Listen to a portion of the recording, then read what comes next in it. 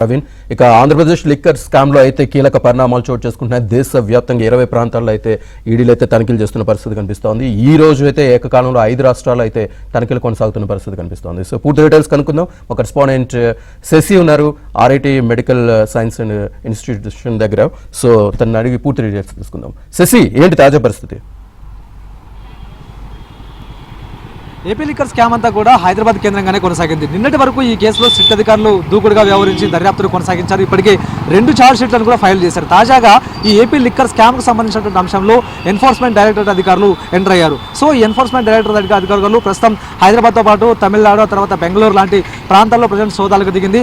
హైదరాబాద్లోని ప్రధానంగా కొన్ని ప్రాంతాలతో పాటు అరటా ఇన్స్టిట్యూట్ మెడికల్ ఇన్స్టిట్యూట్లో కూడా ప్రజెంట్ ఈ సోదాలు కంటిన్యూ చేస్తూ ఉన్నారు. గతంలోనే ఏపీ లిక్కర్ స్కామ్లో రాజ్ కేశ్ రెడ్డి కీలకంగా వ్యవహరించడంతో రాజ్ కేశ్ రెడ్డికి అరటే ఇన్స్టిట్యూట్ మెడికల్ సైన్సెస్తో సంబంధాలు ఉండడంతో ఆయనకు సంబంధించినటువంటి ఈ ఇన్స్టిట్యూట్లోనే ప్రజెంట్ నేను చూపిస్తున్నటువంటి ఇదే ఇన్స్టిట్యూట్లో సోదాలు కొనసాగించారు.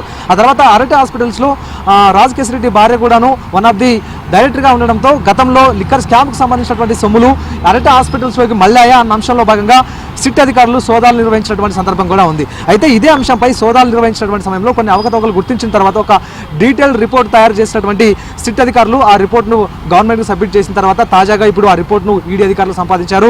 ఈడీ అధికారులు ప్రధానంగా ఈసీఐఆర్ నమోదు చేసి ఆ పిఎంఎల్ఏ యాక్ట్ కింద కేసు నమోదు చేసి ప్రస్తుతం హైదరాబాద్లో సోదాలకు దిగినటువంటి సందర్భం. ఉదయాన్నే చేరుకున్నటువంటి ఈడీ అధికారుల బృందం ప్రజెంట్ అరటే హాస్పిటల్లో సోదాలు కొనసాగిస్తూ ఉన్నారు.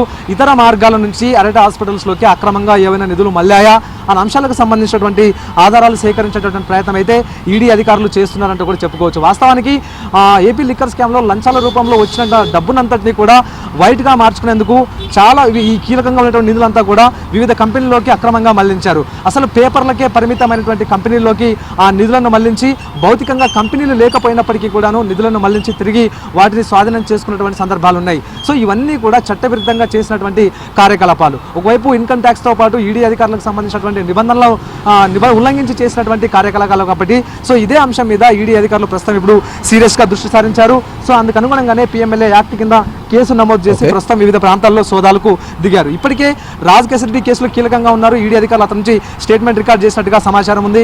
ఇదే కాకుండా ఈ లిక్కర్ స్కామ్లో సోదాలు చేస్తున్నప్పుడు గతంలో శంషాబాద్ ప్రాంతంలో 11 కోట్ల రూపాయలు పట్టుబడ్డాయి. సో ఈ అంశాల మీద కూడా ఆరా తీయడంతో పాటు సో ఈ పిఎంఎల్ఏ యాక్ట్ కింద కేసు నమోదు చేసినటువంటి ఈడీ అధికారులు నిధులన్నీ ఎక్కడికి వెళ్ళాయి, ఏ మార్గాల్లో వెళ్ళాయి, కొంతమంది బంగారు వ్యాపారస్తులకు కూడాను ఈ ఏపీ లిక్కర్ స్కామ్లో నిధుల వ్యవహారంలో కొంత ఇప్పటికే పాత్ర ఉందంటూ కూడా భావించినటువంటి ఈడీ అధికారులు వారి ఇళ్లలో కూడా సోదాలు కొనసాగిస్తున్నారు. సో మొత్తానికి అరటే హాస్పిటల్స్లో మాత్రం ఉదయం నుంచి కూడా ఈ సోదాలు కంటిన్యూ అవుతున్నాయి.